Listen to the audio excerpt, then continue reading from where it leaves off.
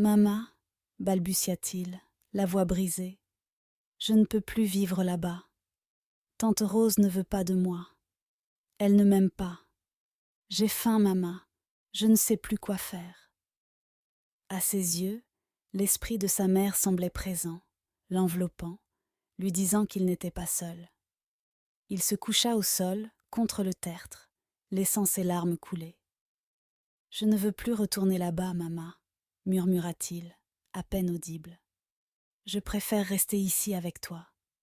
Je ne veux plus rentrer. » Le contact frais de la terre contre son corps endolori lui apporta un peu de répit, et, pour la première fois de la journée, il ressentit un calme relatif. Son sanglot se calma, sa respiration devint régulière, et il s'endormit.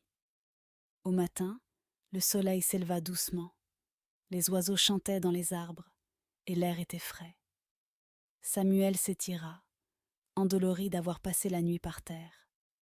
Une bouffée d'oubli, puis la faim le rattrapa. Son estomac gargouilla, lui arrachant une grimace. Alors, son regard tomba sur quelque chose posé près de la tombe, à l'endroit où, autrefois, il avait déjà trouvé de la nourriture. Un petit paquet enveloppé de tissu. Le cœur battant, il l'ouvrit. Il y trouva un pain et une petite bouteille d'eau. Des larmes de gratitude embuèrent ses yeux. Peu importait qui avait mis ça là ou pourquoi. Il était trop affamé pour y réfléchir. Il mordit dans le pain, en savoura la douceur et but de longues gorgées d'eau fraîche. « Merci, Mama, » murmura-t-il, la voix pleine d'émotion. « Je ne sais pas comment, mais je sens que c'est toi qui m'aides. » Pendant ce temps, tante Rose tournait en rond, l'angoisse perçant sa colère.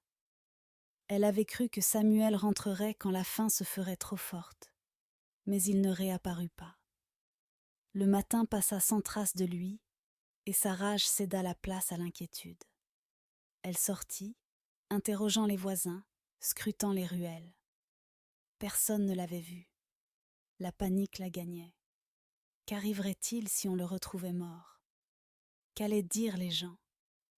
Samuel, cependant, demeurait assis près de la tombe de sa mère, l'esprit étrangement serein.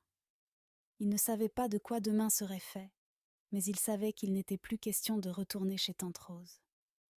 Mieux valait dormir à même le sol, affamé et seul, que subir ses injures et ses coups.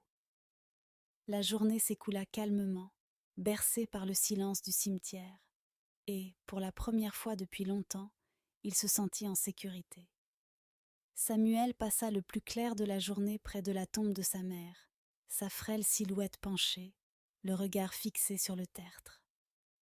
Le pain et l'eau trouvés. Ce matin-là l'avait un peu requinqué, mais la faim se fit bientôt sentir, le rongeant comme un mal tenace. Alors que la chaleur se renforçait et que le cimetière restait toujours aussi calme, Samuel se leva et essuya la sueur sur son front. Il décida de faire un tour du côté du mur d'enceinte, curieux de voir ceux qui se trouvaient autour. Il s'aventura dans les coins reculés, pieds nus sur un tapis de feuilles mortes et de brindilles. À la lisière du cimetière, il aperçut des arbres chargés de fruits. Il sentit son cœur s'alléger. Enfin, un espoir. Avec précaution, il grimpa sur le plus petit d'entre eux, agrippant l'écorce rugueuse de ses mains menues. Il cueillit une mangue mûre, la sentit, se laissa descendre et la dévora aussitôt, le jus sucré coulant le long de son menton. Satisfait de cette première victoire, il rassembla d'autres fruits, goyaves, bananes, papayes. Il les rapporta près de la tombe et les déposa sur la même pierre plate. « Mama, j'ai trouvé de quoi manger » murmura-t-il, la voix emplie d'émotion. Il s'assit en tailleur et mangea lentement, chaque bouchée lui donnant l'impression d'une petite fête. Le soir venu, les ombres s'allongèrent, un vent léger traversa les pierres tombales. Samuel, lui, restait là, perdu dans ses souvenirs. La cuisine de Mama, ses recettes délicieuses, la voix chantonnante de sa mère. Il ferma les yeux en soupirant. plus tard, quand la nuit tomba, il resta assis sur la tombe, les bras serrés autour de ses genoux. Levant la tête, il admira la voûte étoilée et sentit un pincement au cœur.